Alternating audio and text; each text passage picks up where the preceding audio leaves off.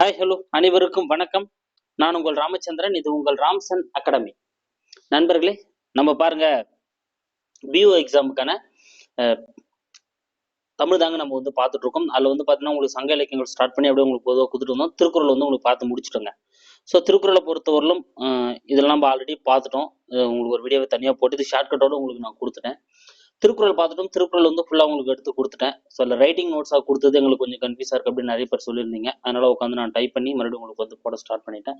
என்னென்னா எனக்கு டைப் பண்ணால் ரொம்ப நேரம் எடுக்குது, அது இதுவாகுதுன்றதுனால தான் நான் ரிட்டனாக எழுதினேன். ஏன்னா எப்போல்லாம் டைம் கிடைக்குதோ அப்போலாம் உட்காந்து என்னால் எழுத முடிஞ்சது.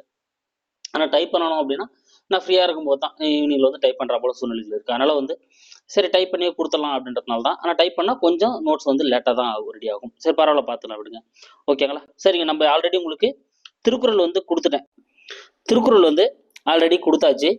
இப்போ நம்மளுக்கு சிலபஸை பொறுத்தவரையிலும் 14 கீழ்கணக்கு நூல்களில் நீதி நூல்களின் சிறப்புகள் அப்படின்னு தான் நம்மளுக்கு வந்து என்ன பண்ணியிருப்பாங்க, கொடுத்துருப்பாங்க. ஸோ 14 கீழ்கணக்கு நூல்கள் நம்ம மொத்தம் பார்த்துட்டோம். அதில் நீதி நூல்களோட அந்த ஸ்பெஷல் தான் நம்ம வந்து பார்க்க போகிறோம். ஓகேங்களா? ஸோ அதில் இது பார்ட் 1 தான். இன்னொரு பார்ட் நம்ம தொடர்ச்சியாக பார்க்க போகிறோம். ஏன்னா மொத்தம் ஒரே வீடியோவில் பார்த்தா வந்து ஒரு மாதிரியா இருக்குன்றதுனால நம்ம என்ன பண்ணுறோம், அதை வந்து ரெண்டாக ஸ்ப்ளிட் பண்ணி வந்து பார்க்க போகிறோம். ஓகேங்களா? சரி வாங்க நம்ம வீடியோக்குள்ள வந்து போகலாம். ஸோ ஃபஸ்ட்டு நம்ம இன்னைக்கு நம்ம பார்க்க போகிறது நாலடியார். ஓகேங்களா? ஸோ நீதி நூல்களில் ஃபஸ்ட் நம்ம பார்க்க போகிறது நாலடியார் தான் வந்து பார்த்தோம். ஸோ நீதி நூல்களை பொறுத்தவரையிலும் மொத்தம் 11 நீதி நூல்கள் இருக்குது. நம்ம முதல்ல பார்த்தீங்கன்னா 11 நீதி நூல்கள் இருக்குது. அகத்திணை நூல்கள் 6, புறத்திணை நூலான கலவை 41 அப்படின்றத நம்ம ஏற்கனவே பார்த்துட்டோம்.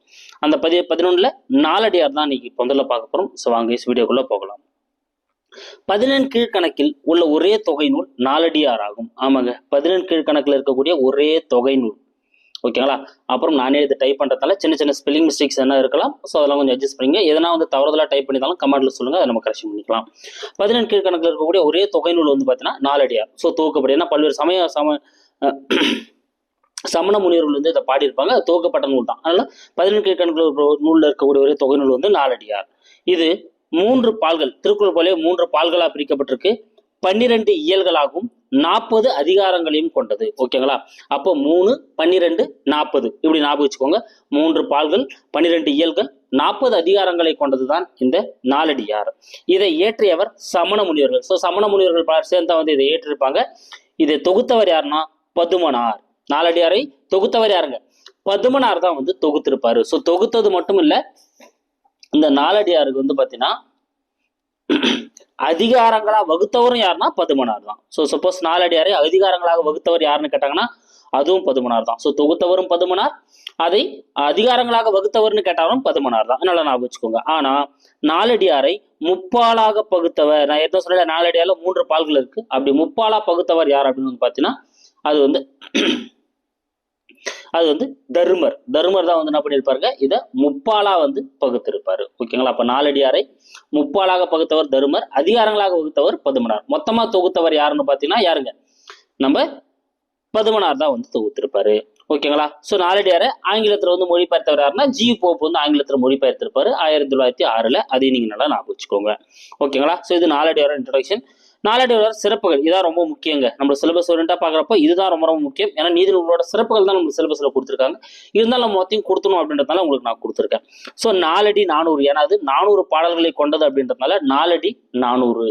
ஓகேங்களா? ஸோ நான் உங்களுக்கு கொடுக்கல, என்ன நாலடியார் அப்படின்றது 400 பாடல்களை கொண்டதுன்னு தெரிஞ்சாலும் அது ஒரு பாயிண்டா நான் எக்ஸ்ட்ரா கொடுக்கல. அடுத்து வேளாண் வேதம் ரொம்ப முக்கியங்க. இது ஆல்ரெடி எக்ஸாம்ல கேட்டிருக்காங்க. நாலடியாரோட வேறு பெயர் என்னதுங்க? வேளாண் வேதம். அடுத்து திருக்குறள் விளக்கம். ஸோ திருக்குறளுக்கு இணையா வைத்து பாடப்படக்கூடிய நூலும் இதுதான். ஸோ திருக்குறள் விளக்கம் அப்படின்னு அழைக்கப்படக்கூடிய நூல் வந்து இதுதான். அதே போல குட்டி திருக்குறள். ஓகேங்களா? ஸோ குட்டி திருக்குறள் அப்படின்னு அழைக்கப்படக்கூடிய நூல் வந்து பார்த்தா நாலடியார். ஸோ இப்போ நாலடியார்னா என்னன்னு பார்த்தோம் நம்ம. இது வந்து 14 ஒரே தொகை நூல், 3 பால்கள், 12 இயல்கள், 40 அதிகாரங்களை கொண்டது. இதை வந்து சமண முனிவர் தான் ஏற்றாரு. தொகுத்தவர் வந்து பதுமனார். இதை வந்து முப்பாலா பகுத்தவர் யாருன்னா தர்மர் தான் முப்பாலா பகுக்கிறாரு. நாலடியார் வந்து பார்த்தீங்கன்னா ஆங்கிலத்தில் மொழிபெயர்த்தவர் வந்து ஜியு போப். ஸோ இது 4 அடி 400, வேளாண் வேதம், திருக்குறள் விளக்கம், குட்டி திருக்குறள் அப்படின்னு சொல்லிட்டு என்ன பண்ணப்படுது, அழைக்கப்படுது. அடுத்து நம்ம பார்க்க போறது நான்மணி கடிகை. என்னதுங்க? நான்மணி கடிகை. ஓகேங்களா? ஸோ இதுவும் வந்து ஒரு நீதி நூல் தான். நான்மணி கடிகையோட ஆசிரியர் விளம்பி நாகடார். நம்ம இங்கேயே நம்ம வந்து பார்த்துட்டோம். ஓகேங்களா? ஸோ அது ஷார்ட்கட்டும் உங்களுக்கு நம்ம சொல்லியிருப்போம். மணி நாகப்பாம்பு கிட்ட இருந்து மணி எடுக்கிறாங்க ஞாபகம் வச்சுக்கோங்க. மணினா நாகனார், விளம்பி நாகனார் அப்படின்னு வரணும். ஸோ இதில் உள்ள பாடல்களோட எண்ணிக்கை நான்மணி கடிகையில் 104 பாடல்கள் பிளஸ் 2 கடவுள் வாழ்த்து உட்பட 106 பாடல்களை கொண்டது. ஓகேவா? மொத்தம் எத்தனை பாடல்கள்? 106 பாடல்களை கொண்டது. இது ரொம்ப முக்கியம். இது ஆல்ரெடி எக்ஸாம்ல கேட்டிருக்காங்க. தொல்காப்பியர் கூறக்கூடிய அம்மை என்னும் வனப்பில் அடங்கும். ஸோ நான்மணி கடிகை வந்து பார்த்தீங்கன்னா தொல்காப்பியர் கூறக்கூடிய அந்த அம்மை அப்படின்ற அந்த வனப்பில் அடங்கக்கூடியது தான் வந்து பார்த்தீங்கன்னா இந்த Nanmani Kadigai. Very very important point, already எக்ஸாம்ல கேட்டிருக்காங்க.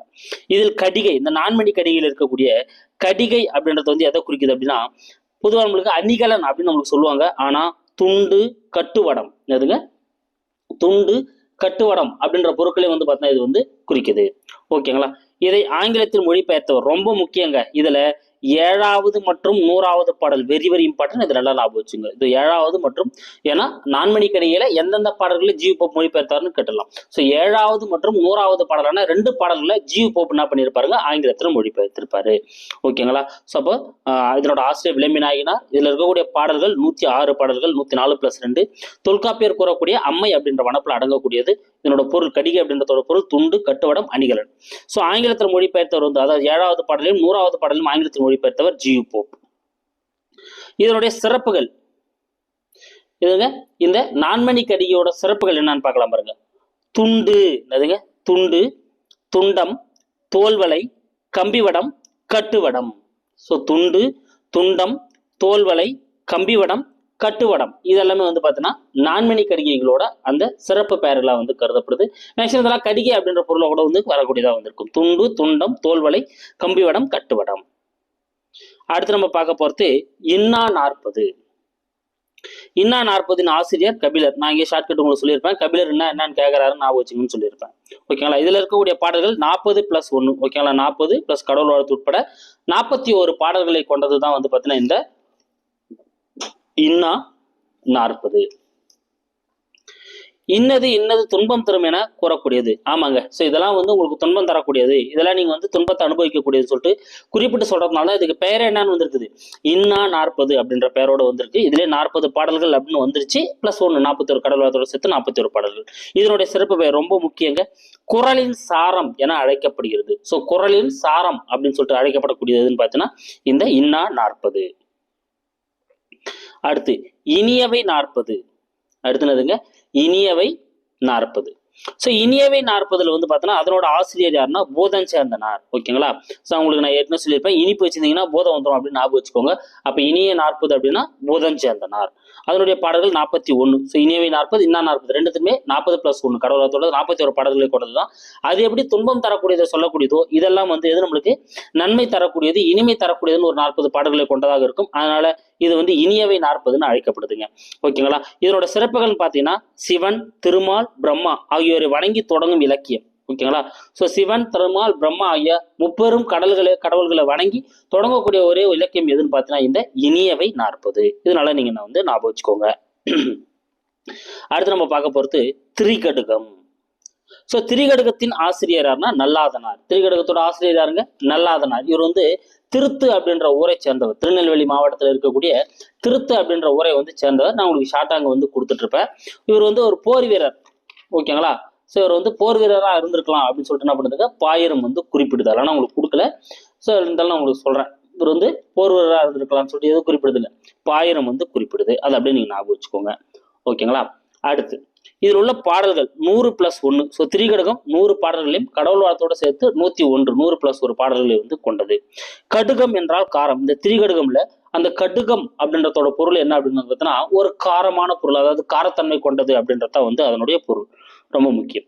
ஸோ திரிகடுகம்னா எதை சொல்றாங்கன்னா சுக்கு, மிளகு, திப்பிலி இந்த மாதிரி இந்த 3 பொருட்களால் ஆன அந்த கஷாயம் வந்து எப்படி உடல் நோயை போக்குமோ அதே போல இதுல இருக்கக்கூடிய 3 கருத்துக்கள் மக்களோட அறியாமையை போக்கக்கூடியதா வந்து இருக்கும். அப்படின்றதால தான் இதுக்கு திரிகடுகம் அப்படின்ற அந்த பெயர் வந்து வந்திருக்கும்.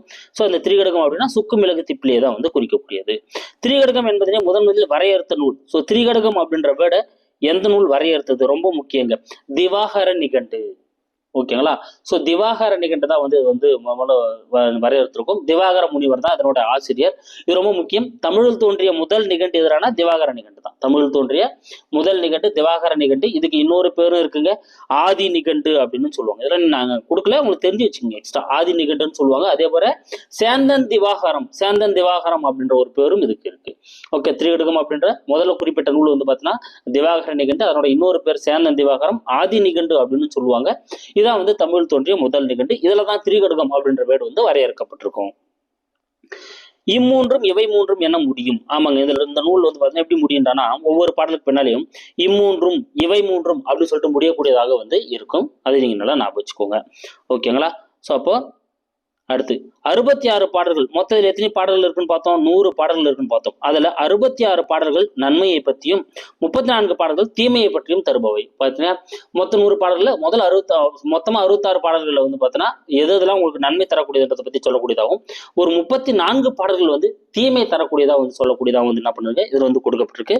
அடுத்து ரொம்ப முக்கியம், கணவன் மனைவி வாழ்க்கையை பற்றி 35 பாடல்கள். ஸோ ஒரு கணவன் மனைவியோட வாழ்க்கையில் என்னென்ன இருக்கும்னு சொல்லிட்டு கணவன் மனைவியோட வாழ்க்கையை பற்றியும் ஒரு 35 பாடல்கள் வந்து இதுல வந்து பாடப்பட்டிருக்கு. இதுல மொத்தமா கூறப்பட்டுள்ள அறக்கருத்துக்கள் எவ்வளோனா 300 அறக்கருத்துக்கள் வந்து சொல்லப்பட்டிருக்கு. அதாவது மொத்தம் 100 பாடல்கள், ஒவ்வொரு பாடல்லையும் 3 அறக்கருத்துக்கள். அப்போ 100 × 3 300 அறக்கருத்துக்கள் வந்து இதுல வந்து சொல்லப்பட்டிருக்கு. ஓகேங்களா. ஸோ அப்போ பாருங்க, மறுபடியும் பார்க்கலாம். இதனோட ஆசிரியர் நல்லாதனார், திருத்து என்னும் ஊரை சேர்ந்தவர். இவர் வந்து என்ன பண்ணலாம், போர்வராக இருந்திருக்கலாம்னு சொல்லிட்டு பாயிரம் வந்து குறிப்பிடுது அப்படின்னு பார்த்தோம். இது கடுகம் அப்படின்னா காரம், சுக்கு மிளகு திப்பிலி அப்படின்றது தான் திரிகடுகம். திரிகடுகம் அப்படின்றது வந்து பார்த்தீங்கன்னா முதல்ல சொல்ல நூல் திவாகர நிகண்டு. இம்மூன்றும் இவை மூன்றும் சொல்லிட்டு அந்த நூல் வந்து முடியும். இதுல 66 வந்து நன்மையும் 34 தீமை தரக்கூடிய பாடல்களை வந்து சொல்லக்கூடியதா இருக்கு. கணவன் மனைவி பற்றி 35 பாடல்கள் உள்ளன. மொத்தம் 300 அறக்கருத்துக்களை வந்து இது கூறியிருக்கு. இதனுடைய சிறப்புகள் என்ன, பாடலில் கூறும் 3 அறக்கருத்துக்கள் மக்களின் அறியாமையை போக்கி நல்வழியாக்குகின்றன. ஓகேங்களா. இந்த பாடலில் இருக்கக்கூடிய ஒவ்வொரு பாடலில் இருக்கக்கூடிய அந்த 3 அறக்கருத்துக்கள் மக்களோட அந்த அறியாமையை போக்கி என்ன பண்ணுதான் நல்வழிப்படுத்தக்கூடியதா வந்து இருக்கு அப்படின்னு சொல்றாங்க.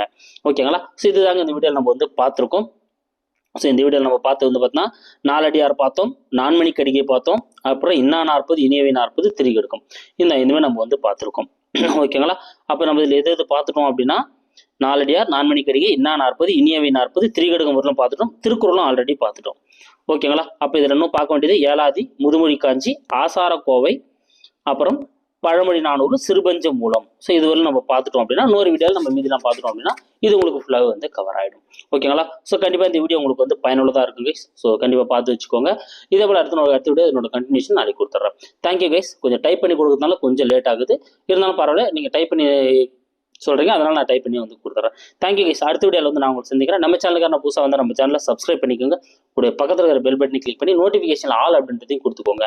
அப்போ தான் நம்ம போடுற வீடியோஸ் எல்லாமே உங்களுக்கு உடனடியாக வந்துட்டு இருக்கும். Thank you guys.